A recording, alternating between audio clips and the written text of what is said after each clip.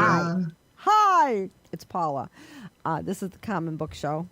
And today we are here with Richard and Joni and Paul and Brian and my son Tom on drums. And today I want to start. This is a book I've been reading or listening to on Libby for a while. It's a big book. And I finally ordered a hard copy because I love hard copies. I just needed it because I kept getting knocked off because it's so popular that I had to keep putting it on hold and putting it on hold. And this is just a quote. The book is called The Myth of Normal, and this chapter is called Mind in the Lead. And we're talking a little bit about the Buddha's idea that we make our reality in our mind, but it goes further into that. It says, everything has mind in the lead, has mind in the forefront, is made by the mind. The Buddha said 2,500 years ago. I return to this phrase of the great teacher Gautama because it is the key to understanding our relationship to what we consider real. It is also the bedrock of the therapeutic approach Test. I take to my work and when I am conscious to my personal path. With our minds, we construct the world we live in. This is the core teaching. The contribution of modern psychology and neuroscience has been to show how... Hello. What's going on? Paul can't hear us. Oh, No, I can hear you. Okay. okay. The contribution of modern psychology and neuroscience has been to show how, before our minds can create the world creates our minds. We then generate our world from the mind, the world instilled in us before we had any choice in the matter. The world into which we were born, of course, was partly the product of other people's minds, a causal daisy chain dating back forever. This may sound grim, yet the Buddha's dictum offers a way out. Since we remain the ones creating the world we see, the world we think is real in every moment, and here is where healing comes in. We can do nothing about the world that created our mind, that may have instilled in us limiting, harmful, and untrue beliefs about ourselves and others. However, and here's the good news I alluded to, we can learn to be responsible for the mind with which we create our world moving forward. The capacity to heal is born of the willingness to do just that, to take on that responsibility. Such willingness is not a once and for all declaration, but a moment-by-moment commitment, one that can be regenerated when we lose touch with it. I, for one, have to keep reminding myself to do so. Nor is it an invitation to self-imposed naivete or blithe so-called positive thinking. It is about the willingness to reconsider our entire view. And this is what I've been reading about for the past 6 months, trying to reconcile the fact that I cannot write certain parts of my story from my teen years. So I just thought he worded that beautifully, bringing in that Buddha information in the beginning and then taking it on to the psychology and how, yes. Yeah, I don't know what's up. First the world creates our mind, and then we are creating it from there. So we have to get rid of all. We have to question everything that we think. We have to question, and we have to pull back and say, is this really what I think? Is this what somebody told me I should think? Is this what I want to be? Is this who I really am? I mean, it's a daunting process, but it is interesting. Why is it called I'm sorry. Why is it called the myth of normal? Is there a... Because everyone tries to assume what society is looking for them to be. Mm-hmm. And so that's considered normal. Like Society is telling us. I mean, and there's some parts of society, like we were talking about on the phone earlier, they're scary shit. Yeah. You know, rich people want us to be subservient to the way things run. Right. So, but he's saying that this idea that we are all trying to behave the way society wants us to behave, we can change that. In other words, we you can be more. We can be more authentic. But you think it's integral? I think that everybody is damaged by things that happen to them in their childhood, and everyone's been told. I mean, look at midlife crisis. Midlife crisis, all that is you realizing at age 40 or whatever, shit, I never thought about if I wanted this or not. Right. If I wanted to get married, if I wanted to buy a house, if I wanted to Right. have a big car, if I wanted to have a job in business. I never thought about it. I was just told I wanted this from the beginning by all the people around me, my teachers, and then you step back from that and you say, Why are you conforming? what is it that I Yeah. really want? Yeah. And sometimes that takes you on a whole different path, and It sometimes does. it takes you on a destructive path because you don't know what you really want because it's been beaten out of you, basically. That's, like I said, that's related to what we were talking about earlier. Yeah, I mean, there's a lot of things like that. Well, you will all be happy to know that I finished Robinson Crusoe. Oh. Yeah, I remember you were reading that on the last show. Robinson Crusoe.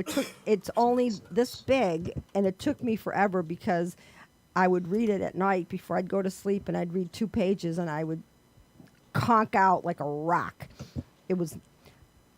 I don't recommend it. It was interesting because it was so old, and it was interesting because of the way they used religion. But as a book, I don't waste your time. I'll give you some other recommendations. You know? Hey, I plugged in a microphone. Can you hear me? Yeah, we can hear you. Yeah, now I can hear him really clear. What happened before we weren't hearing you? Well, I tried a different microphone. I have a Bluetooth, and then I've got a studio microphone. You Okay. can see. You can see Uh-huh. here. It looks like an old-fashioned flash bulb from a camera. Well, what it is when you turn the microphone on and it's active, it turns green. And if I hit this button on top, I can mute it, and then it turns red. Oh. Well, you're not muted though. And then it turns No, but you're red when it's not. inactive. You're So- definitely pretty loud, actually. Okay. Okay, how about now? I put it All close right, we're farther we're away. good. Okay, Good so quality mic. anybody want to comment on that, or you just want I to? love your interpretation. And I love the quote. I'm very interested in the idea that our minds create reality. Yes. Mm-hmm. I see that frequently in communicating with people. And the fact that before our minds can do that, when we are adults, our minds are created by other people's reality, which some people never question and never flush out, so that they can see what their authentic self really is. And to me, that's a tragedy that people, and that's that the quote, most people die with their music still within them. Yeah. Because they never knew it was there. Mm-hmm. Anyway, that Well, don't understand it. earlier we were talking about I gotta go. I'm sorry. I can't figure out why I can't hear anybody. You All can right. hear All right. me. It doesn't make any sense. All the microphones are normal. I'm So sorry. I'm logging sorry. out. Okay. Good night. Good night. Earlier we were talking about conspiracy theory. And, some people say, oh, well, everything that's happening I don't trust in Maui. Because there's so many things that don't make sense about that. And I was talking to Paula about it earlier, and I said, I know right away people accuse you of being a conspiracy theorist. But, you got to think outside the box. I mean, and you got to put 2 and 2 together. If things don't seem logical, you got to come up with not what they want you to think, like the news. I'm not going to listen to Lester Holt only tell me this much of what's happening in Maui. Yeah, but then on the other hand, why would the other stuff you're listening to be more truthful? Because it makes more sense, actually. Well, see, that's what I'm saying. If you're disbelieving one source and believing another source, especially, and I did look up children that died on Maui after we spoke, and there are reports of children's death, that the children that died. There's a 7-year-old boy in particular That was they were holding a talking dog? about. But Yeah. so I don't understand what these sources are telling you about it when it just didn't. First of all, I don't think our society is. I don't think human beings are able to keep a secret like that. No, but There's there got to be somebody in that Right. that system that's going to come forward and say, the biggest conspiracy theory object in this whole scenario is it's called a directive energy weapon, which is it's kind of like a laser beam that can target certain places and set them on fire. They're saying that how come the trees weren't on fire? How come this person's house is sitting right there but wasn't targeted? All the other houses burned. And they're trying to figure out why that happened. And then they're trying to figure out why the fire, I'm not going to go into the whole thing, Paula, because it's your show. The fire marshal wasn't there, ironically. The water wasn't available in the hydrants. Okay, police were holding people back from going the other way, away from the fire. And when they asked the police chief, "Well, why were you doing that?" Oh, and why weren't there any sirens? Oh, well, the reason there weren't sirens is because people would think it was a tsunami and they would go the other way towards the fire. How stupid would you be to do that? You know, so like all these things they're saying don't sound logical, and then they start. Then this one guy I was listening to on one of the podcasts, he made sense too, but he was getting a little out there. But he said, you know, they're trying to create a new world order, which, you know, we're familiar with that. And what they call 15-minute cities, where the rich people control everything, but they protect you in this little realm, like this little, kind of like reservations for Native Americans. It's almost like they want to do that with the Hawaiians. That bugs the shit out of me. It really does. I mean, I was really angry when I read. It's like, why are you obsessed with this? I'm not, because they're blaming it all on climate change. It's not. It's more than climate change. You but know? I mean, I don't see. That's what I said on the phone today too. Is we've got fires in Canada, we've got fires in Europe, we've got fires in the United States. Right. I And wondered about so that too. There's why- more fires in the United States than anywhere. Yeah. Well, the thing is, why would this one thing not be part of that? I mean, they had a very dry season. Yeah. Well, I'm not saying that. I'm not discounting the fact that climate change has something to do with it, but in this particular case, it's been there have been allegations that it's a land grab. They're trying to make drive the people out and make the land cheap to buy, and then they won't let the people come back because they won't be able to afford the insurance to keep their properties. And I'm thinking, well, that makes sense, Yeah. you know. But I'm thinking, like she said, why you don't hear that on the news? Why, is it because you're supposed to take it for granted? That are you supposed You to? could say that about Florida too, with all the tornadoes and everything that happens there. You can't get insurance on the homes. No, People can't afford. it's very expensive. Right. But Yeah, I mean, did anybody watch the Republican? Did you hear? I didn't. Did you No. hear that? With Trump, No, Trump wasn't. The Trump wa- debates. Trump debates. Trump was not present for the debates. Did you hear? Then you heard what that young. I don't know what his name is. I'm sorry. I'm very bad with names. The young guy said that climate change is a hoax. That Well, no, that's happened. Ramaswamy guy. Yeah. So I'm sorry. What did you say, Paul? I said climate change is definitely happening. Oh I yeah, mean, it's absolutely. and even from where I'm located, out in Newfoundland, the icebergs and things. So the polar bears, they're coming into land more because now the ice and their habitat is disappearing because Yeah. everything's melting. The glaciers are melting. The icebergs are melting. The ice pan is melting. And that's all climate change. And you ain't going to stop it. I mean, it's just, No, that's it's- evolution. That's what's going to happen. Yeah, it's evolution, but it's it's precipitated by carbon emissions. But now, Well, obviously, I mean, yeah. think about it. 50 years ago, you had 2 billion people. Now you have 8 billion people. So now your population is 4 times more than it was 50 years ago. Obviously, the carbon footprint is going to be right. 4 times as much. And then you have people running for president who are flatly denying climate change. I mean, how do these people Justify it. rationalize, what's going on with the world. I mean, I know as somebody that's interested in archaeology and paleontology, I understand that there's been huge climate changes without the carbon footprint. But this is different. Yeah, it is. It's happening at a faster rate. Yeah, this is, well, I mean, it can happen quickly, but this is different.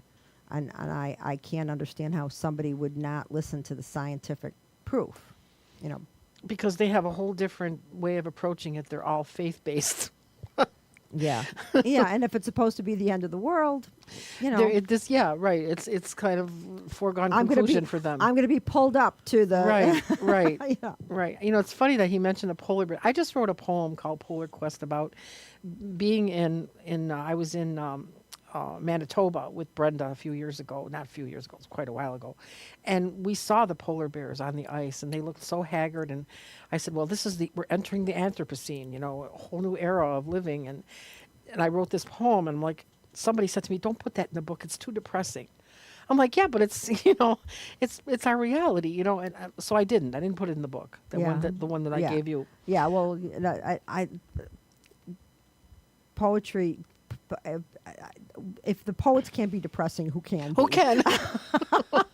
George Orwell. Yeah. The true meaning of liberty is the freedom to say things people don't want to hear. Exactly. Yeah, I like that. Yeah. Speaking of Republicans, can I bring something else up that pissed me off? Okay. I love Mark Poloncarz. Okay. He's been my friend for years. In fact, years ago when he was campaigning for John Kerry, we did this thing called the Donkey Dance, and he recruited me to be one of the musicians, and I was with Bob Farmer, and we played Rockin' in the Free World, and I loved it. Anyway, I've known him for a long time. I just saw him at the senior picnic we had. He was dancing and playing the guitar, and he was great, Well, anyway, there's this accusation I guess this woman had made saying that it was domestic violence, where he was trying to get his phone away from her. That's not domestic violence. But anyway, everybody was criticizing him on Facebook. And I got out and I said, you know what? Mark Poloncarz has been a really good county executive. And I think, everybody makes mistakes. And we had a really bad winter last year. And it was unprecedented, everything that happened. But, I said, don't create this drama. I go, you got a guy that's ex-president who's a troll, who was hanging out with Jeffrey Epstein, who was a pedophile, and he's got four indictments. I'm sure you got a lot of good comments about that. I did. And I said, and 4 indictments, and he's making T-shirts with his mugshot on it. He's totally unashamed, I says, don't, these Republicans are digging up anything they can, and they're jealous of Mark Poloncarz because he's doing a damn good job, as far as I'm concerned. Not because he's Polish either, but I love him for that too. Yeah. Well, I have not really said anything too political online lately. I'm trying to concentrate on things like, posting women artists from previous centuries. Oh, really? Oh, yeah. I saw that. You showed a painting. Yeah. I was reading a book called The History of Art. Of course, I was listening to it on my phone, and The History of Art Without Men. And they were talking about all these women artists I'd never heard of. But the only problem with listening to it is there were no visuals. And so they were describing the paintings. And I said, I don't really want to do it this way. So I started going online and Wikipedia and all these other places looking for women artists from the previous centuries and finding these really amazing artists. And I've been posting paintings about a little bio of the woman and what century and how she got to be an artist, blah, blah, blah. And I found this really nice compilation of, it's based on the A Room of Her Own. Oh, Virginia Woolf? Virginia Woolf's, the idea, the name, A Room of Your Own. This is I think it's a place of her own, or something like that. Okay. And I posted that on my Facebook page. So but it wasn't a very interesting image, so nobody's really paying attention to it. But the website is cool. It's not a room of one's own. It's a something of one's own. But it lists all these women artists from over the centuries. Just a whole. I mean, I don't like the way it's organized, but at least you've got something to go through. You know. So I've been taking pictures off of that and posting them, and that's what I'm trying to concentrate on, positive stuff like that. I can't. Yeah, I know. I am. I can't. I got something else to bitch about. Is that okay? Well, can you hold it for a Yeah, second? I'll hold Okay. it. I don't know if I can hold it. Because but- I want Richard to chime in, because we're only doing it once every other week now, and I know Richard keeps a list, and he I must do. have a shitload of stuff on there now. Did you, in your book on the women artists, did you come across Artemisia Gentileschi? I think I did. I'm not, like I said, my names are not. She's from what century? Is she from the 19th century? 1600s. The 1600s. Yeah. Wow. Yeah. You have images? Oh, yeah. Oh, definitely. The thing I like is I've always been influenced by the work of Caravaggio. Yeah. And Caravaggio was her father's friend. Okay. Used to come over and have meals with them together. She'd be sitting at the table. She'd be listening to them talking and everything. And he would show his work. He would bring his work over too. You could tell she absorbed all that, because when she started painting, you could argue that she took it a level beyond Caravaggio. So what do you know about Caravaggio's paintings? I have a vague idea of his style, but The light would come from the side. like with Rembrandt, the same. I don't know. I don't know if I would say that was true of Rembrandt, but Yeah, but he always had the dark side of the face. Yeah, and yeah. the light side of the face. oh, is that true? Yeah. Okay. So let's look at some of. I'm curious because I don't know if this is one of the artists I featured or not. But if I see the paintings, I'll remember that because I'm very visual. I have a visual memory. But you know what's kind of interesting is that she was aware of the oppression of women in her life. Mm-hmm. So a lot of the paintings she painted have a revenge mode. Does she have very? So look at this. Oh yes, I did. Oh, I've she seen was, that. Richard, I've she was the seen first one that I found. She was the first one, and this was this was a biblical a motif. I don't remember what it was, but her women are very strong, muscular, powerful women, and she was the first woman artist that I posted. I love her. I just didn't remember her name. Yeah. Yeah. She had a definitely that was an agenda. She wanted to show that, and I didn't put that one up though because I thought that one was a little too gruesome. But I put some other ones up where the women were just muscular and powerful, and they stood up straight, and they had bearing. You know, women with bearing. Good word. Yeah. So Look, where are you exactly now, Paul? That's You look like you're in that's the Kremlin or something. yeah, no, that's the oldest lighthouse. It's Cape Spear, Newfoundland. Well, you know what? It looks like you've got the light of God coming down on your head, so you look like St. Paul there. There you go. Could I ask a question? How did you happen to be in Newfoundland? My wife's originally from there, so Oh, wow. and so she wanted to go back, and grandkids are there and that, so Wow. wanted to move there, so there we are. But now I'm here, so Yeah, so you're kind of government, government stuck. politics and religion is something you just can't deal with anymore. Yeah, it's too it's bad. always something. That's too bad. So who are you staying with? I'm staying at my old house. I'm staying with my son, so I gave him the house when I left. Oh, okay. So you've got a place to stay, so you're not homeless. Yeah. That's good. And a good friend of mine's letting me use a vehicle, so I don't pay for a vehicle, and so all kinds of stupid things happening between getting my finger cut off and everything else. I'm having a wonderful time. Yow.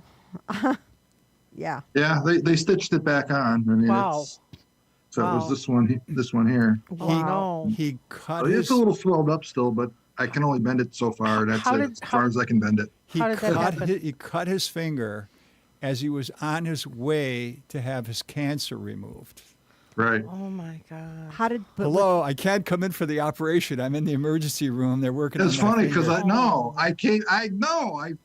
I I put my hand and everything in a bag of ice and a rag, and I went to for the surgery. I says, "Can we still do the surgery?" Because I waited so long. Oh And they my said, God. "No, you got to go get your finger taken care of first." Oh, So jeez. no. Wow. It's awful. I'm sorry to hear So- that. Oh. I'm like, I what can't did you win cut here. it You know? with? It's- What did you cut it with? I was in the basement and I tripped on something that was on the floor, and I went to brace myself against the wall, and there was a piece of razor sharp sheet metal sticking out, Oh, and it no. went between my fingers Oh, and just God. cut it off. Oh, God. Lord, I'm so sorry to hear that. That sounds awful. That But sounds it's been a horrible. month, so it's all good. But I just can't bend it. I can't feel it. It's numb. So Oh. they cut the nerves. Are you going to get the nerves back or no? I mean, is that going No, to normal sensation? I guess I could go for another surgery, but Yeah. No. Well, you know. I'm good with it. I don't care if it's numb. Yeah. Yeah. So, And I can't bend it, so Oh. it's like I can bend it halfway, and that's well, it. at least it's on. That's good Yeah. that it's Yeah. on. You know. So, I mean, Joni, okay, time for your bitch session. Oh, well, I mean, maybe. Oh no, this is something that really bothered me today. No, okay, go ahead. I'm a Buffalo Bills fan. You Okay. know, I mean, for all intents and purposes, I am. I was upset because I saw Michael Vick on the field with the Bills shaking hands, and he is a monster. But hasn't he owned up to the fact that he did the wrong thing and asked for forgiveness? Well, the animal people are never going to forgive him. You know, what he did was unconscionable. He hung dogs. He electrocuted them. He had no remorse. I mean, and but like, doesn't he have remorse now? no, You don't think so? I don't think so. And he hasn't paid in any way, shape, or form. He hasn't gone to jail for it, nothing. And I was just thinking myself, you know what? I got to call Sean McDermott. I did. I left a message on his machine, whatever source I got to. I don't know. Somehow I got through. Got I pictures. just said, you know, this doesn't look good for the Bills. I says, I'm sorry, but this guy is, you know, he's poison, you know. I don't think we should even be associated with him, you know. So that's all. That's all. It's yeah, very but- minor, but no, actually, it's not minor. Well, it's not minor. You're very passionate about animals, so it's something that affects you. But I was under the impression that he had come up and apologized and said that he understood that what he no, did he was wrong. apologized that because he was caught, not because he was sorry for what he did. He was sorry that he got caught. That's how I feel, you know. And I mean, he hasn't gone to jail for any of that. He went to jail for gambling. Okay, that's what he served time for, not for what he did to those poor dogs. There's a movie that called The Champions. Maybe you'd want to look at it. The Champions. It's about the dogs that were in recovery after they were totally tortured by Michael Vick. It's called The Champions. I cried through the whole movie. I went there one time to the North Park Theater. They were showing it. It was a benefit for the SPCA. And it's a great movie. It shows how these dogs were rehabilitated and how they overcame all the horrible things that they went through. Okay, so I'm going to just play devil's advocate here for a second. So, going by what this guy's talking about in the book Right. and how we've all been shaped by our experiences as children and how we have to get past the trauma that we've had in our lives. Right. Let's go and see, what do you think the kind of trauma that Vic experienced in his childhood would lead him to do such horrible things? I think it was part of the culture he grew up in. Dog fighting was normal. Yeah. Normal. At where he grew up, I guess. I don't know really the whole story. Good word. Yeah. Yeah, I don't know the whole story about his background, but yeah, I mean, but it just occurred to me, like, after, like, this is one of the things, like, now that I've been reading this, every time I hear about something that sounds so horrible you can't imagine somebody doing it, like what Michael Vick did, you think, okay, so, and that's part of the one book that I was listening to that was called What Happened to You. They say that should be the question, not what's wrong with you, like Right. with Michael Vick. What what's wrong happened- with you what for happened doing to that? you? There's a what difference. happened to Yeah. you that led to this kind of behavior? Right. What happened in your life that made you like this? And so now I'm doing a lot of that, you know, amateur psychoanalyzing in my head of everything I hear about, like what could have possibly happened to that person in order to make them do such, because Yeah, no one's dastardly things. no one's yeah. born like that. No, of course not. You know, we're No. all born kind of Right. blank. You Right. know? Tabula rasa. No, I do think that I've been exposed to so much suffering working in rescue that I'm super sensitive to things like this. To other people, like, oh yeah, well that's in the past. No, not for animal people. It's not. Not for rescue people. It's not. Because we've seen so much suffering and death, and all that we're super sensitive to those things. Yeah. That's all. Yeah. Well, no, it's not only. I mean, that's total. I mean, I certainly do not like to think about the suffering and cruelty to any animals or people, but it does make one pause when you're looking at it through a lens of what happened to that person in to order make for them- to make them like that. But would you ask that of a serial killer? Yes. You would? Yes. Would you? Yeah, well, I like this idea of, on the one hand, you have, well, let's look at it this way. Say somebody, you're a lawyer, and someone comes in and says, "I'd like you to represent me," and the lawyer, in this case, would say to Michael Vick, "Well, what are you accused of?" Accused of A, B, and C having to do with dogs, right? Is there proof you did this? Yes. Did you do it? Yes. Well, then when we go to court, I'm going to talk about what made you do this. And I'm not going to focus on whether you did it or not. But there's other instances where the lawyer will say, there's not enough evidence to prove you did this, so that's what we're going to focus on. And we're going to forget about what made you do it, because that'll make it seem like you did do it. And if you think about that approach, that's true of everything. Mm-hmm. That means the sun just set. Oh wow, cool, cool. So- Oh, look at that doggy! How cute! So, Aw. Thank you, I Tom. always No, I like think- I to. think I it always was like to Paul. look at. Oh, Paul. Thank you, Yeah. Paul. I like to look at everything that way. Is what Paula brought up is what caused you in your past to do this, Yeah. and then the other side of it is, did you just make a bad choice and now you're responsible for your choice? Right, but the way I'm understanding it now, with the plethora of books I've been reading about trauma, and as that these choices, we think we have choices. You're going to make choices based on the information you've got stored in your brain, and that's from, if you are a person who thinks that everybody's out to get you because your parents were shitheads and they were mean, they didn't create a safe space for you to be a child and to get your needs met, and you go off into the world thinking no one is going to give you that safe space, and you think everyone's an asshole, you're going to work from that frame of reference. Mm-hmm. I'm not going to trust you because no one's trustworthy, because this is just the way life is. And you're going to push away people who are trustworthy, and the only people you're going to be able to have any truck with are people who have the same worldview that you do. Mm-hmm. So I'm fascinated by this whole thing. I just want, I don't know how much of this I'm going to actually be able to put into my own thinking. There's a lot, but Yeah.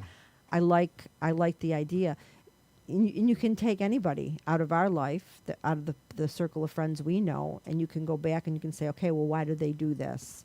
What is causing them to do this? Why, are they're insecure, so they're acting. What is that word? They're acting boisterous. Not boisterous. That's not the right word. They're acting Rambunctious, not rambunctious. It's a negative, more of a negative word. They're acting erratic. Bombastic. That's the word I'm looking. Bombastic. They're acting bombastic, and why are they acting bombastic? Because they're insecure, and they're trying to mask that, and something happened in their past that's making them insecure. You're talking about malignant narcissists. Not only, yeah, but that's, well, one of the things I talk about in here is how the people who are malignant narcissists have really, really serious damage, like, and I mean, he doesn't really name Trump by name, but But you thought of that right away. but he does kind of wheedle into that a little bit. But anyway, so that's I'll have to read it. it's a good book. I mean, it's a big book, but you can get it on Libby on your phone. And, Okay. I mean, and it's good to listen to. He reads it too, so you're getting the true reading. But all right, so what else you got on your list there, Richard? An essay, 6 movies that had an impact on the world. Okay. Right away, I'll tell you, Deer Hunter. I Deer- think it's on the list. You Yeah. want to hear the list? Yeah. I do. I'll tell you Sure. the movie. You tell me the impact it had. All right. Okay. Okay, we'll start at, we'll do this chronologically. Okay. 1915, Birth of a Nation. Oh. What impact did oh. that have on the society? It made it normal to think to have a racist outlook, Yeah. right? Yeah. Prior to that movie, the Ku Klux Klan had a membership of approximately 20,000. After that movie, over 1 million. Yeah. Wow, yeah. So it normalized racism. In fact, I took a film course, and that was the first film they showed in the course, I remember. 1940, the movie Gone with the Wind. Slavery. Well, the same thing. That legacy of slavery, they made it look like slavery wasn't such a bad thing. Yeah. Exactly. And and it caused a revival in Confederate culture that it's Right. something to be proud wow. of. Right. Right. See, that preceded the whole thing about the statues going up and everything. Right. You know, the movie 1942, Bambi.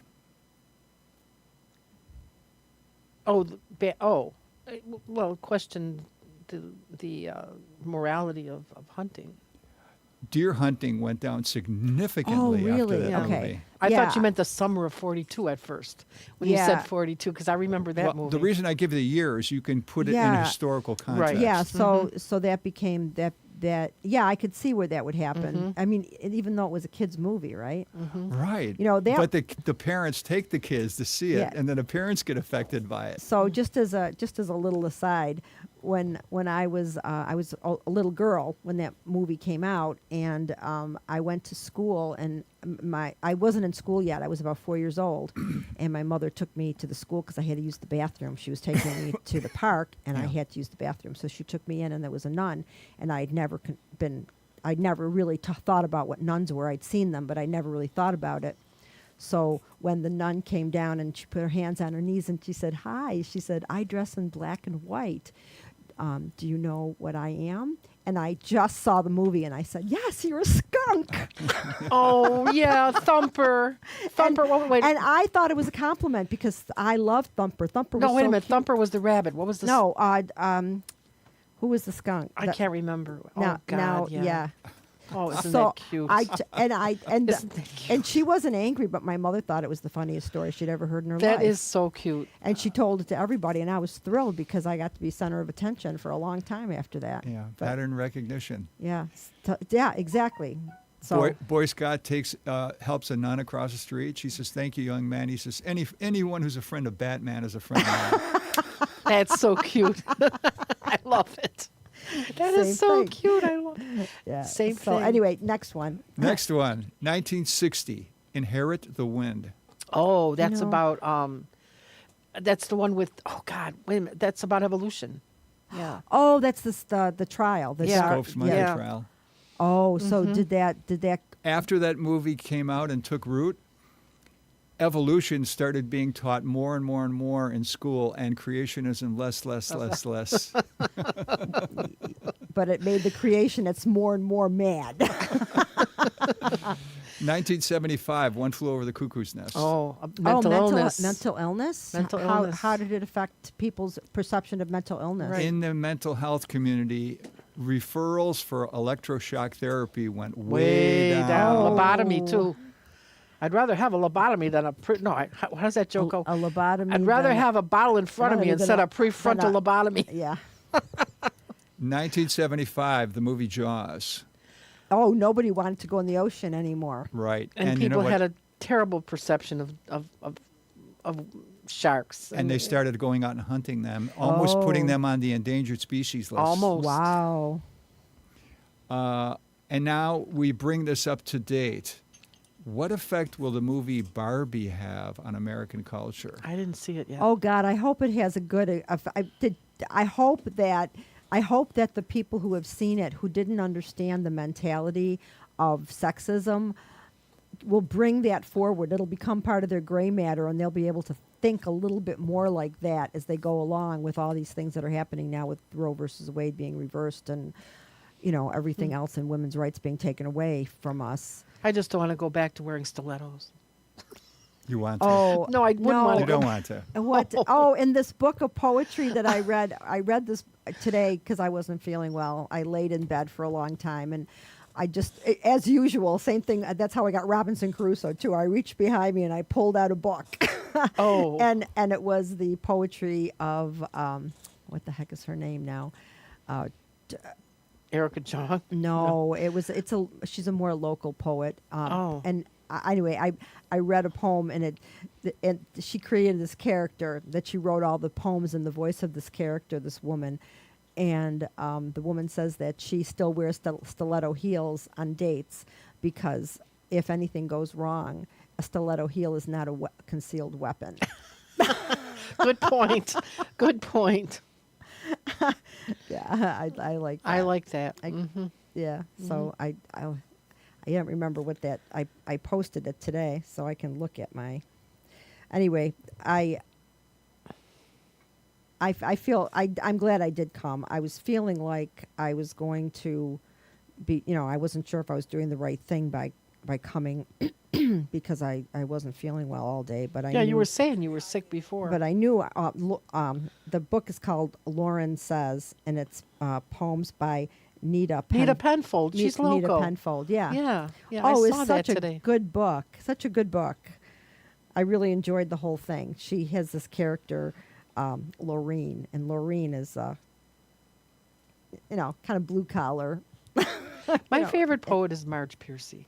She hasn't come up with anything in a long time, though. I don't know her. Okay. Yeah, but so yeah, I'm glad I came out. I feel good. I knew I would. I knew I'd perk up a little bit. Well, me too. You know why?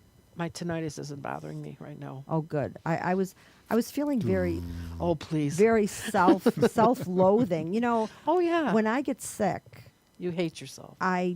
I'm very disappointed in myself. Me too. Do you ask yourself, is it something I did that caused Well, this to right. happen? I know. Right. I know for a fact that if I would have taken care of my cold last week, I wouldn't have gotten bronchitis this week. And instead, I tried to work my way through it, pretend it wasn't a problem, and I working my way through it, and thinking, okay, I can do this, and I'm okay. And then I got hit with the bronchitis, and so I knew that. But that's not why when I would get sick when I was a kid, my mother would say, "I'm sick too. Go to school." Ooh. Oh, no. And so I would have to buck up and go to school. Yeah. And then the only time I got to really come home is if I had a fever and the nurse Wow. sent me home, or I'd go in the. So I have this. I don't know. It's something in my nature that tells me that I'm a bad Person if you're sick. girl if I'm sick. Well, that's like, I know, because Yeah. whenever I have these symptoms where my knees hurt and my ears are buzzing and ringing, and I feel so guilty because Rhett's got to wait on me hand and foot. And I feel so guilty for that, and it's self-loathing. That's what it is. I'm like, oh, God, I'm putting him through this. I must be a terrible person. Yeah, well, that's what I was doing. Poor Greg in the car when I dropped him off. He went to Joy Trotter has a porch party this day every year. And he went to So, sing? No, he didn't go to sing. He went to go and support her porch party. Oh. So I dropped him off, and at that point, that's how I felt. I felt like I'm a horrible person. I'm sick, so that means that therefore there's something wrong with me. Yeah. But I feel much better now. I feel Yeah. like this. I'm glad I is came very, too. This is very healing and positive for me. I feel the same way. One of the reasons I feel that way, too, is because I don't get to discuss any of this stuff with anybody. Well, that's just it. You don't No. on a regular basis. Now you have a lot of correspondence with people via email or whatever. Right. Where and I will have some conversations, but most of the time, if I try to talk to people about what I'm reading, they kind of glaze over, and Yeah. I end the conversation. The reason why I was I felt really bad about this, but I was glad that Russell Link was able to come here and do his thing. I thought it was very empowering for him. But then John Jubilis was so negative about it. It's like, don't even bring him up. I'm like, why? don't even bring his name up. I'm like, I don't understand why. He says, because he fell in the yard one time and Russell almost died and Richard didn't even care. I'm like, I don't think that's true. Yeah, that's not true. No. But I mean, he has that vendetta against Yeah. you, just so you know. Yeah, he's very negative. I haven't even called. I haven't even called yet because I'm kind of Afraid of him. it's not that I'm afraid of him. It's just that I don't feel that he will be receptive. He won't. He won't. I shouldn't make that call. I No. should do it, but Yeah, you could make the call. But I heard that he's got his number's been changed. Somebody told me that that they can't get through on that number Well, anymore. from what I was understanding, this is what Debbie Seifert, who my coworker from Baptist Manor, told me. She goes, Joni, when you were calling and I was there, he's like, oh, it's Joni Russ. Oh, God. Oh. It's like he was totally exasperated, like he didn't really know what to say to me.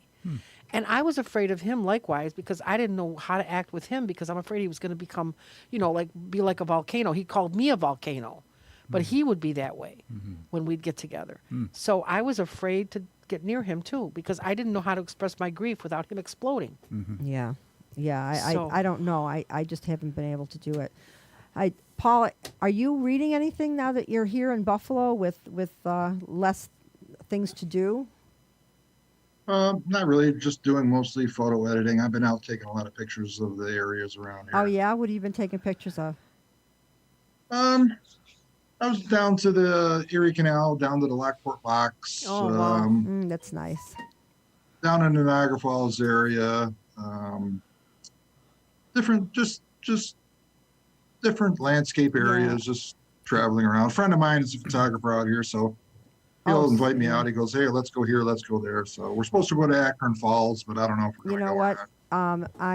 I went with my friend Bonnie. We went kayaking on that Smith Street, that slip of water by the canal slip, yeah.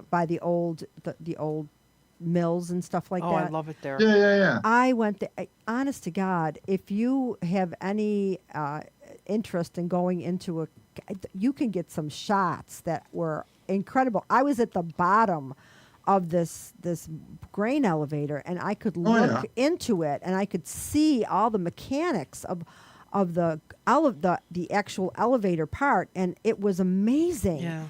It was incredible. I was so excited. And the kayaking was good. It was good for me. I like being out on the water, and it was nice being with Bonnie.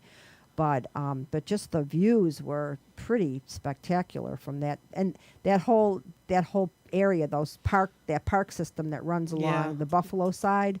It's It's pretty really- cool. yeah, it is. Really cool shots over there. I like Riverworks too. And also that park, what the name of that park that you and I went to once or twice? Tift. Tift Farm. Tiff Farms? Tift Or Farm. Tiff Yeah. Yeah. Reserve? That's Yeah. cool there. Oh, yeah. that bear's going to get you. I wasn't far from there, it. Oh, look at him. There he is. I wasn't far from it when I took the picture. He's going to eat your head. It's beautiful. It's a beautiful bear. Yeah, I know. You have a lot of nature up there. Oh yeah, everything from these guys to whales and Yeah. walruses Yeah, and yeah. all kinds of seabirds, you name it. It's Yeah. Yeah. pretty See, pristine. I you guess know, I environment. guess I gravitate more toward grungy like Leger. The painter Leger used to like to do the mechanical the machines, and I gravitate toward urban ruins, that kind of photography. I like that. Especially I have Well, you know who if it's set up against nature. Like there's nature, and then there's George Grace does paintings like that. I have a lot Yeah. of those Yeah, yeah. type of pictures. yeah. I kind of, and the black bridges too. The one that's at the foot of Ferry. I love that bridge. Yeah, it's cool looking. That's yeah. that's a cool area. Well, yeah, that is a good area, especially at sunset time when the light's going down. And so, yeah, that's my next. Well, I was down at the waterfront, Erie Basin, a couple weeks ago. I got some nice stuff from there. And I'm thinking about going down to the waterfront where they got like I think they got the skateboarders and all that. So I'm going to Oh, go down yeah. there and try Oh to. yeah, that would Yeah. be cool. So I might spend a day down there and get a bunch of guys jumping with the skateboards and everything. Yeah, and that try to would be get fun. Yeah. Yeah, I took a long time ago. I was on the Indian reservation when we used to rent a cottage at Sunset Beach. Okay. I took a bunch of. I was walking along the railroad tracks, and I took a bunch of pictures of these kids jumping off a black bridge. Oh yeah. I've got those someplace in my stash. I've been going through pictures because I'm putting together my second book, so I've been going through pictures to get the shots that I wanna use, but I haven't gone. People keep telling me to put a book together. I'm like, Well, this like a is photography book. yeah, should. Yeah, like a nature book. yeah. This is the book I'm talking about though is personal essays, but Right. I think you're certainly a good enough photographer to put together a book. I mean, you'd have a beautiful book. I mean, for pictures, but as far as academically getting the writing part of it down, that's not me. I'd be a loss for words. I'd have to have somebody write it for me. Well, it depends on what you wanted Wow. to write. That fits into our next. Well, maybe topic. just a little story of Okay. each picture, where it was from, that kind of a thing. Yeah, You know. yeah. It wouldn't really be that difficult as long as. No, probably not. Well, Probably not. I mean, if you wanted to think about it, if you wanted to work with somebody, if there were just short pieces like that, I could probably help you out. That'd be cool. Well, we'd have to correspond. Well, who knows? I might not ever be going back to Canada. That's right. The freaking government. That's you know. Yeah, right. really. You know. Got to get the Which would paperwork. kind of suck for me because everything I own is there. Yeah, You know, Wow. I'm living yeah. here out of a suitcase, and I'm hoping that's it. everything works out for you. But I think me Richard too. was making a segue here. Go Yeah. ahead. When he wasn't writing poetry, Allen Ginsberg liked to take pictures. Oh, Yeah. yeah. Okay, Yeah. so the estate of Allen Ginsberg has a traveling exhibit, and here's how they advertise it: photographs by Allen Ginsberg, poems written by Allen Ginsberg's photographs. Okay. So are you interested in why they Photographs, worded did you it that way? Why did Uh, they word it that way? Because the estate hired somebody to come and digitize all the photos. Yeah. Then they fed the digital information into artificial intelligence. Oh, wow. And they said, now, if you were Oh. Allen Ginsberg, what poem would you write about this Holy picture? crow. So AI So did it. Would you like an example of what the robot came up with? yeah, I would. This is supposed to be written by the so they picture. just gave it a picture, and it wrote a poem about the picture. as if it were Allen Ginsberg. yeah, Wow. and Allen In the Ginsberg. No, same that's what I style mean. that But he it would actually took the picture and made its own poem. Well, as if Well, it how was about I this give you an poet. example? Yeah, okay. Okay, so Allen Ginsberg took this picture of Jack Kerouac on a fire escape. That's a cool Okay. picture. Here's what yeah. artificial intelligence said that the poem it would write, okay? It says, poet of steel and brick, visiting the old haunts, you stood beside me dead still in a profound kind of emptiness, That sounds like Allen Ginsberg. staring quietly at the accomplishment of lives suspended across the backyard of America's dream, clotheslines strung like verse catching the wind of change, raw words on the horizon. We were two sunflowers editing eternity. No sunset salvation of nightfall over the restless river, just mad gray shadows aflame with beauty. You Now- sent that to me. I remember reading that. That's That beautiful. to me sounds like Jack Kerouac.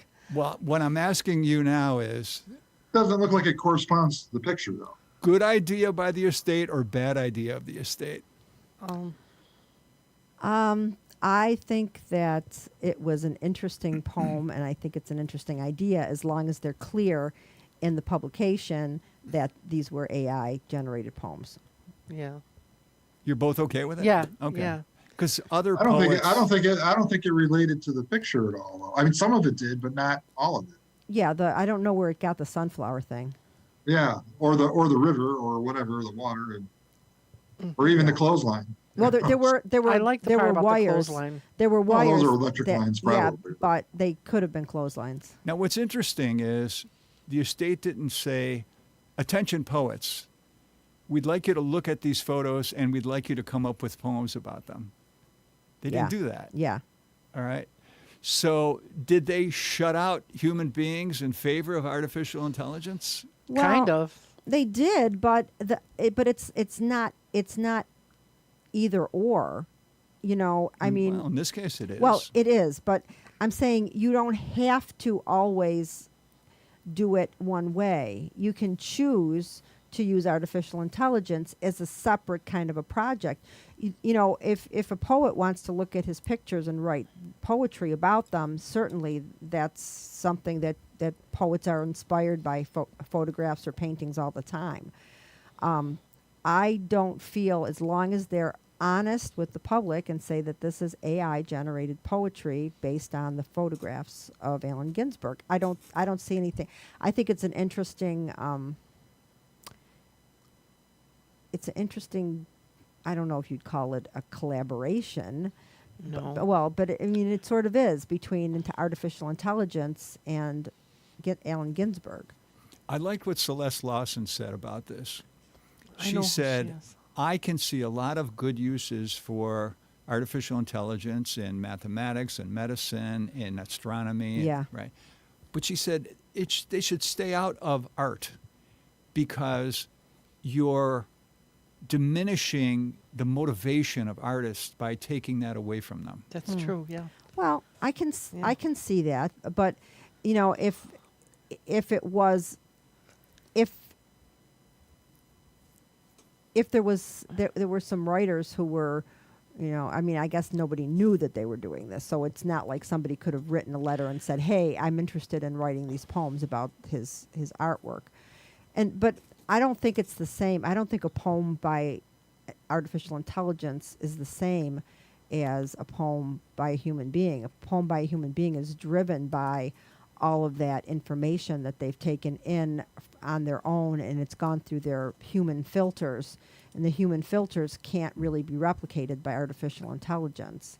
You know, they can only replicate a style and use what's at their disposal. There's a lot of stuff at their disposal because they're fed all this information, but it's not the same. There's no soul to it. No soul. I was just going to say that. Yeah. There's no soul. It's just, it's And artificial. and I'm not talking about a religious thing. So No. I'm talking about the the personality, personality. and the essence of the human being. I went to see Mission Impossible.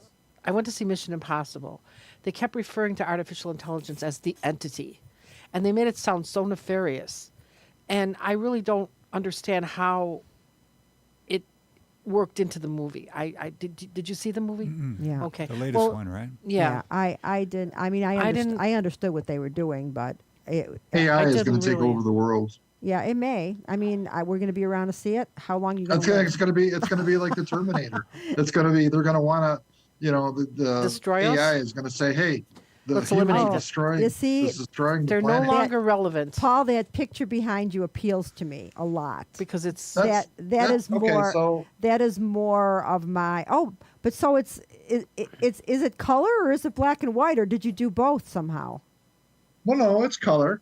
It's color, but it was very dingy, gloomy Okay. day out. Wow, because I like the and way that's the a- green stands out on the wall. Yeah, that's at Lockport Locks. Oh, wow, okay. That photograph is speaks to me. It speaks to me. What does it say?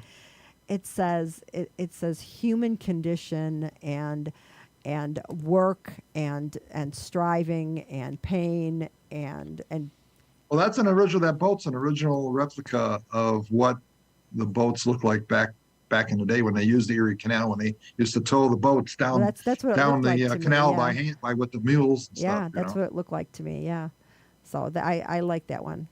So here we are. We've got a minute and 20 seconds left. Is there anything anybody has to say before we're done with this show? Nope. Sure. No. I can say something. Okay, good. Richard's going to say This something. is from the Journal of the American Medical Association. Right? Okay.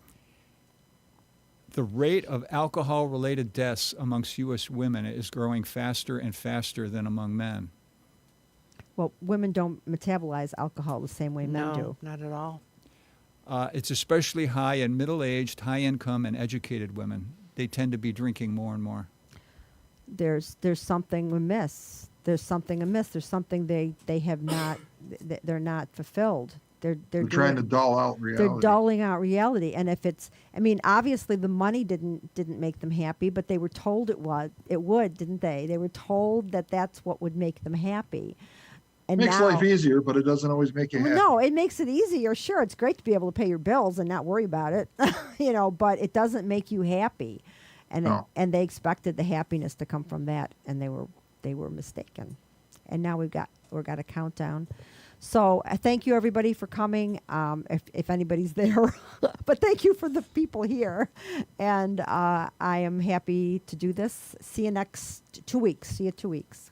Okay.